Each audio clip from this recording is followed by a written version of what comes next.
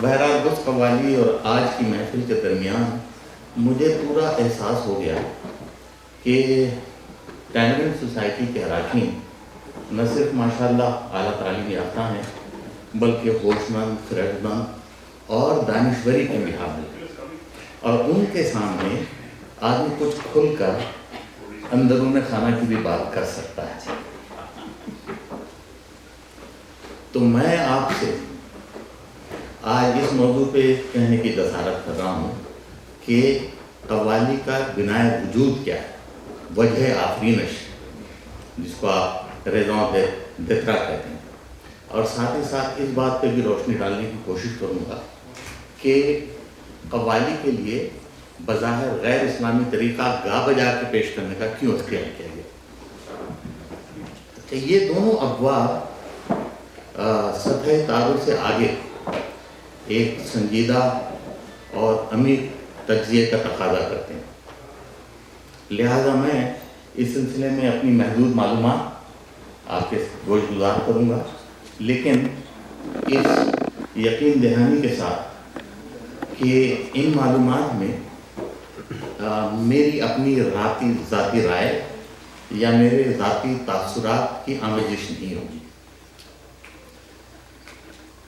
اس گفتگو کا ایک حساس پہلو یہ ہے کہ کئی تاریخی حقائق پر جوش عقیدت میں غلو کی بڑی دبیز چادریں ڈال دی گئی ہیں، جیسے مزاروں کے پھولوں کی چادریں کرتی ہیں۔ نتیجہ یہ ہے کہ کئی حقائق عقیدت مندی کے نیچے دفن ہیں۔ آج میں کوشش کر رہا ہوں کہ چند حقائق پر سے پردہ اٹھاؤں اور جن حقائق کو عیاں کرنے کی میں جسارت کر رہا ہوں وہ بظاہر بے ربط ہیں، لیکن جیسے جیسے ہماری گفتگو آگے بڑھے گی آپ ان کو مربوط پاتے جائیں گے۔ تو جناب، پہلی حقیقت، اور میں آپ کو دعوت فکر دیتا ہوں کہ اس کے مضمرات پر غور کیجیے سنجیدگی سے، وہ یہ ہے کہ اللہ تعالیٰ نے ایک ایسے شخص کا انتخاب کیا اپنی احکامات کی تفصیل کے لیے جو نہ کوئی سائنسداں تھا، عالم تھا، فاضل تھا، فلاسفر تھا یا اسٹیٹسمین تھا۔ اللہ تعالیٰ نے ایک انتہائی ان پڑھ انسان کو اس کام کے لیے منتخب کیا، جو دنیا عرب کے کسی اہم تہذیبی، ثقافتی یا علمی مرکز مثلا یروشلم، قاہرہ، بغداد یا دمشق سے تعلق نہیں رکھتا تھا، بلکہ صحرائے حجاز کے ایک ایسے مقام پر جہاں اونٹوں پہ لدے ہوئے تجارتی قافلوں کا جنکشن ہوا کرتا تھا، مکہ مکرمہ، اس کے قبیلہ قریش سے تعلق رکھتا تھا۔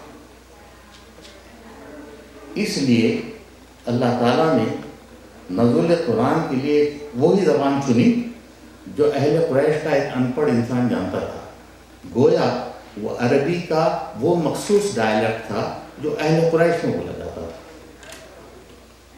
تو گویا اللہ تعالیٰ کا منشا اس سے ظاہر ہوا کہ وہ اپنے احکامات اس قدر عام، فہم اور سہل انداز میں پہنچانا چاہتا تھا جو قبیلہ قریش کا ایک ان پڑھ آدمی بھی سن کر سمجھ سکے اور اس کا متن منوعاً عوام الناس تک پہنچا سکے۔ تو یہ کام اگر اللہ تعالیٰ نے چنا ہوتا آئنسٹائن کو، ونسٹن چرچل کو، یہ ہمارے ڈاکٹر اسرار احمد گزر گئے، یا ڈاکٹر ذاکر نائک کو، تو پھر آپ دیکھ رہے ہوتے کہ وہ کلام اللہ کی کیسی بال کی کھال نکال رہے تھے۔ بنیادی مطلب یہ ہے کہ قرآن شریف بھیجا گیا اس طریقے سے اور اس زبان میں کہ عام آدمی بھی سمجھ سکے، تعمیل کر سکے اور اس کی تبلیغ کر سکے۔ لیکن مسئلہ یہ ہے کہ ساری دنیا محض عربی کا، وہ بھی اہل قریش کے کہیں بھی ڈائلیکٹ کی عربی نہیں بولتی۔ دنیا میں چینی، جاپانی، ہندوستانی، یورپی، امریکی، یہاں تک کہ قطبین پر رہنے والے مختلف زبان بھی، مختلف بولیاں بولنے والے کروڑوں اربوں لوگ ہیں۔ اب وہ عربی تو نہیں جانتے. نتیجہ یہ ہے کہ ان سبوں تک اللہ کا حکم اور ان احکامات پہ کیسے عمل کرنا ہے اس سلسلے میں رسول کی ہدایات یعنی قال اللہ اور قال الرسول اپنے اصل زبان میں نہیں پہنچائی جا سکتی. آپ ترجمہ کرنے پر مجبور ہیں. اب ذرا غور فرمائیے کہاں اللہ سبحانہ تعالیٰ کہ ناطق کامل بھی ہے اور جو حکمت کامل بھی ہے. اس نے جو الفاظ چنے، جو جملے چنے، جس مقصد سے چنے، اب اس کا ترجمہ ایک حقیر پر تقصیر انسان پر آ گیا جس کی ہر صلاحیت محدود ہے مقابلتاً سننے کی، سمجھنے کی، دیکھنے کی اور سمجھانے کی. اور اس کی زبان اللہ قادر الکلام ہے اور انسان کہاں ہے. لیکن جب وہ ترجمہ کرتا ہے تو اس ترجمے میں وہ بات تو نہیں آ سکتی جو اصل میں ہے. اگر آپ ایک لائبریری میں تشریف لے جائیں تو اردو کے سیکشن میں آپ کو نظر آئیں گے ترجمان القرآن، تفہیم القرآن، تفسیر القرآن، لاکھوں اس کے نظر آئیں. لیکن جس نے بھی تفہیم کی اپنے فہم و ادراک کے مطابق کی جو کہ محدود ہے، اس کی تفہیم کی وجہ سے جو چیز انہوں نے نکالی اس میں انسانی محدودیت اور کمزوری کا عنصر شامل ہو گیا. نتیجہ یہ ہے کہ دنیا عرب کے باہر جب اسلام کی تبلیغ شروع ہوئی تو لوگ مجبور تھے کہ ان ترجموں پر ہی تکیہ کریں. ترجموں میں ایک بڑا مسئلہ پیدا ہوتا ہے کہ اصل بات اور ترجمے میں کہی ہوئی بات میں بڑا بودھ ہوتا ہے. میں آپ کو ایک مثال دیتا ہوں. جب ایک غیر مسلم مسلمان ہونے جاتا ہے تو اس کو محض کلمہ شہادت پڑھنا ہے، انگشت اٹھائی شہادت کی اور کہا اشہد ان لا الہ الا اللہ وحدہ لا شریک لہ واشہد ان محمدا عبدہ ورسولہ. اب آپ ترجمے پہ دیکھیں جتنے نسخے آپ کی نظر سے گزریں گے اس میں لکھا ہوتا ہے میں گواہی دیتا ہوں یا میں شہادت دیتا ہوں کہ نہیں کوئی معبود سوائے اللہ کے، وہ لا شریک ہے، اور محمد صلی اللہ علیہ وسلم اس کے بندے بھی ہیں اور رسول بھی ہیں. اگر آپ گواہی کے اصول سے واقف ہیں، آپ گواہی اس بات کی دیتے ہیں جس کے آپ یا تو عینی شاہد ہیں یا آپ کو ذاتی طور پر اس کا علم ہے، ورنہ آپ شہادت نہیں دے سکتے، آپ گواہی نہیں دیتے. سنی سنائی کہ آپ گواہی نہیں کہہ سکتے. تو جب آپ دعوت ایمان قبول کرتے ہیں تو دراصل آپ صرف مان لیتے ہیں، اقرار کر لیتے ہیں. اگر آپ انکار کرتے تو منکر ہو جاتے، اور اگر آپ دعوت ایمان کو جھٹلا دیتے کفر ہوتا، کافر کہلاتے. تو دراصل جب آپ کلمہ گو ہوتے ہیں، ایمان لے آتے ہیں یعنی مان لیتے ہیں تو آپ مومن کہلاتے ہیں. لیکن سوال یہ ہے ایک کہیں سنی بات کے اوپر آپ نے کہا کہ جی ہاں میں نے اقرار کر لیا کہ وہ رب العزت ہے، وہ پیدا کرنے والا ہے، محمد صلی اللہ علیہ وسلم اس کے پیغمبر ہیں اور اس کے بندے بھی ہیں. لیکن یہ زبانی اقرار کو یقین میں کیسے بدلا جاتا ہے؟ ایمان سے ایقان کی جو منزل ہے اس پر کبھی غور کیجیے. میں آپ کو ایک مثال دیتا ہوں. سامنے پولیس کی گاڑی کھڑی ہے، عام پولیس بیٹھی ہے، اس وقت تک کوئی آپ کو مگ نہیں کرے گا، گن پوائنٹ پہ آپ فون نہیں کھینچے گا، آپ کی گاڑی نہیں لے جائے گا. کیوں کہ گاڑی پولیس کی کھڑی ہے. تو وہ آپ کا ایمان نہیں ہے، وہ آپ کا ایقان ہے کہ آپ یہ پکڑیں گے. لیکن مسلمان ہونے کے ناطے یہ ہمارا ایمان مانا جاتا ہے کہ اللہ ہمیں دیکھ رہا ہے، ہماری ہر نیت کو جانتا ہے، ہر عمل سے ہمارے واقف ہیں. تو ہم چوری کریں، بےمانی کریں، کچھ بھی کریں، وہ تو دیکھ رہا ہے، وہ پکڑے گا. لیکن ایمان ہے، آپ کو ایمان نہیں ہے. ایمان اگر ہوتا تو آپ کبھی یہ حرکت نہ کرتے. تو اب دو مسئلے ہیں غیر عرب کے لیے. ایک تو یہ کہ آپ ترجمے سے کام چلا رہے ہیں جو اصل و نقل میں ویسے ہی ہے جیسے ایک ہیرا ہے اور ایک گلاس کا ٹکڑا ہے. اور دوسرے آپ ایقان کی منزل کو پہنچ نہیں سکتے. ایقان کے لیے رسول کریم نے اللہ کی ہدایت پر ایک مشق دکھوا کہ جو بات آپ نے زبانی بغیر حیل و حجت کے بغیر سوال جواب کے، بغیر تحقیق کے آپ نے ایک بات جو مان لی ہے، اس کو یقین کے منزل پہ پہنچانے کے لیے آپ کو روزانہ کئی بار اپنے آپ کو کہنا ہے کہ تو رب ہے، ہم بندے ہیں، سب کچھ تیرے سے مانگنا ہے، اور سزا و جزا کا مالک ہے، وغیرہ وغیرہ۔ تو جناب یہ کام اتنا ضروری تھا، ورنہ زبان سے کہی ہوئی ایک موہوم سا خیال، اس کو یقین میں بدلنے کے لیے آپ کو یہ جہد مسلسل کرنی ہوتی ہے۔ اس وجہ سے آپ کو کہا گیا کہ آپ صبح میں دن شروع ہونے سے پہلے یاد کیجیے، دوپہر میں یاد کیجیے، سے پہر میں یاد کیجیے، رات میں سونے سے پہلے یاد کیجیے، کھڑے ہو کے کیجیے، بیٹھ کے کیجیے، اکڑ ہو کے کیجیے، اوندھے پڑھ کر کہیے، ہر روز کہیے۔ جب تک موت نہیں آتی آپ کو ہر وقت کہنا ہے، ہر روز کہنا ہے، چاہے آپ سفر میں ہوں، حالت جنگ میں ہوں، بیمار ہوں۔ اس سے مفر نہیں، اس لیے کہ ایمان کی مضبوطی کی گارنٹی، اس کی ضمانت نماز میں ہے، تاکہ آپ روز اپنے کو یقین دلائیں۔ گوبلس نے بھی یہی کام کیا تھا، اسلام کو اس نے یہ سبق سیکھا، اپنے آپ کو بار بار یقین دلانا ہے۔ نماز کا یہ فلسفہ ہے۔ اب ہم غیر عرب لوگ، ایک تو یہ کہ عرب نہیں جانتے، نماز کے لیے بھی کھڑے تو بدبدا رہے ہیں، اٹھک بیٹھک کر رہے ہیں۔ ایمان کا ایمان کہاں گیا؟ اس سے ایمان نہیں آتا۔ بہرکیف جب اسلام عالم عرب سے نکل کے اس کی تبلیغ کے لیے باہر نکلے تو غیر عربی زبان میں نکلے، فارس میں گئے، افغانستان میں گئے، ترکی، آذربائیجان میں، تو یہ مجبوری تھی کہ وہاں کے رواج اور وہاں کی زبان اور وہاں کے رسومات کے مطابق قال اللہ اور قال رسول کا پرچار کیا جاتا۔ اب میں نے آپ سے عرض کیا تھا چند حقیقتیں ہیں جو آپس میں بے ربط ہیں، لیکن آہستہ آہستہ وہ مربوط ہوتی جائیں۔ تو ایک اور حقیقت میں آپ سے بیان کرنا چاہتا ہوں، وہ یہ ہے کہ بیت اللہ، اللہ کا گھر، کعبہ، یہ اسلام کے نزول کے 1000 پہلے سے وہ بیت اللہ ہے۔ اس وقت سے اس کا نام بیت اللہ ہے، اس لیے کہ اس کے اندر کے 360 بت تھے، اس میں سب سے عظیم عظمت والے بت کا نام اللہ تھا۔ اسی نسبت سے رسول کریم کے والد کا نام عبداللہ تھا۔ وہ مسلمانوں کے اللہ کے اب نہیں تھے، وہ اس بت کے اب تھے۔ دوسری بات یہ ہے کہ حج کی پورے ارکان تقریباً اسلام سے 1000 سال زیادہ پرانے ہیں۔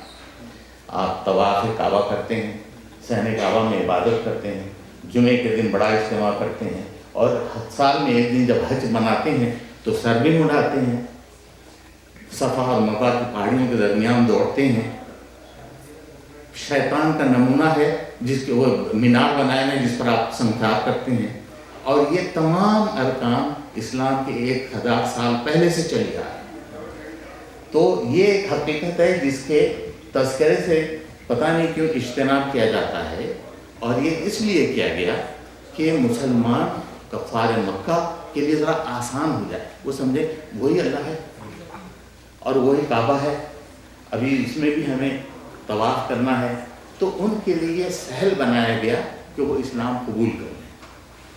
تو یہ ایک سنت ہے رسول کریم نے خود انٹروڈیوس کروائی کہ اسلام کے پرچار کے لیے آپ اس طرح کی حرکتیں کرتے ہیں۔ نتیجہ یہ ہے کہ ترکی میں، آذربائیجان میں، ہر جگہ وہاں پرچار کرنے کے لیے انہوں نے محفل سماع مقرر کی، اس کا رواج ہوا۔ لیکن بر صغیر میں جب مبلغین اور صوفیاء کرام تشریف لائے تو انہوں نے یہاں کے رواج دیکھے کہ یہاں اسلام کا پرچار، یعنی قال اللہ و قال رسول کا پرچار کس طریقے سے کیا جائے کہ مقامی لوگ اس پر مائل ہوں اور اس کو قبول کرنے پر تیار ہوں۔ تو جناب ہندوستان میں تو درگا پوجا تھی، تو دیوالی تھی، تو کیرتن بجا کے لوگ بات کرتے تھے، یعنی ان کے مذہبی پرچار کے طریقے تھے کہ مندر میں تو پوجا پاٹ کر لیا، لیکن گاؤں میں، دیہات میں، چوپاٹی میں رات بھر رام لیلا ہو رہا ہے اور کیرتن گا رہے ہیں۔ تو اسی رنگ میں مسلمانوں نے اپنے رسومات بھی شروع کی۔ بنیادی مقصد قال اللہ اور قال رسول تھا، لیکن جناب وہ تازیوں کا جلوس نکالا، جیسے دسہرے میں درگا مائی کا اور کالی مائی کا اور رامن کا پتلا بنایا جاتا تھا، انہوں نے تازیہ بنایا، علم لے کے چلے۔ وہاں کیرتن گائے جاتے تھے، انہوں نے قوالی قال اللہ قال رسول کے لیے شروع کی، تو اس پر اعتراض ضرور آیا کہ یہ تو غیر اسلامی ہے، بدعت ہے. لیکن جب انہیں یہ بتایا جاتا ہے کہ خود رسول نے حج کو قبول کیا، داخل اسلام کیا، تو اس کی تو روایت موجود ہے. آپ مقامی روایات کے تحت اپنے مقصد کی برآری کے لیے آپ گا بجا کے قال اللہ و قال رسول کو، قوالی کیا ہے؟ قال اللہ و قال رسول، انہی کے اقوال کو قوال گا کے سناتا ہے. آپ کی انٹرٹینمنٹ بھی ہو رہی ہے اور آپ کو درس بھی دیا جا رہا ہے.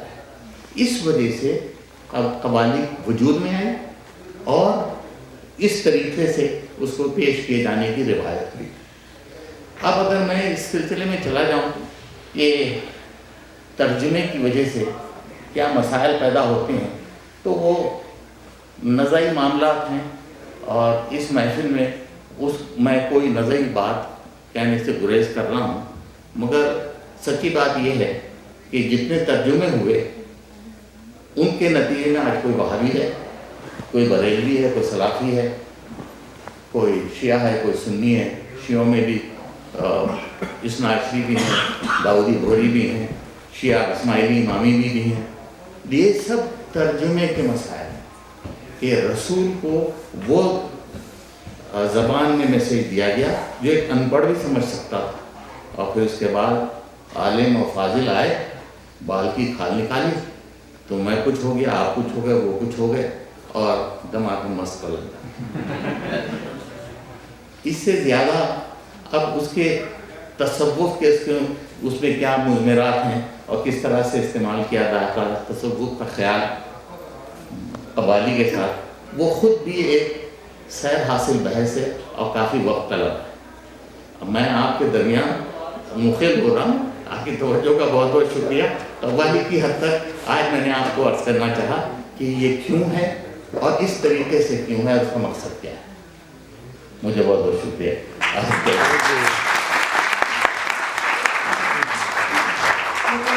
Thank you so much. I used to think that I speak Urdu, but after listening to you, it's definitely not what I speak.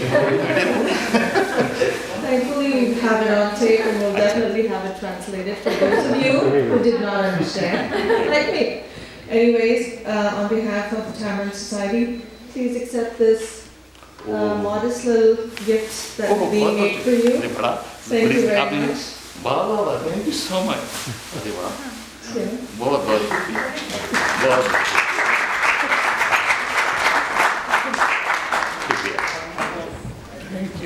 We're going to have the singing portion of the program now.